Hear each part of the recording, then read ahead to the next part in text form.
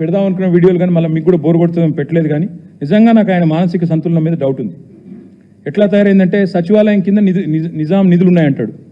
కేసీఆర్ గారు ప్రగతి భవన్ నుంచి సొరంగం తవ్వుకపోయింది అంటాడు. ఆడపోయినాక లంకె బిందెలు ఏది ఉన్నాయేమో వచ్చినా లేవంటాడు. తర్వాత ఇప్పుడు సడన్గా దిల్సుఖ్ నగర్లో విమానాలు దొరుకుతున్నాయి అంటాడు. బాక్రానంగల్ ప్రాజెక్ట్ తెలంగాణలో ఉందంటాడు. దావోస్కి పోతేనేమో IT is a nuclear chain reaction అంటాడు. మాకు నిజంగా డౌట్ వస్తున్నది.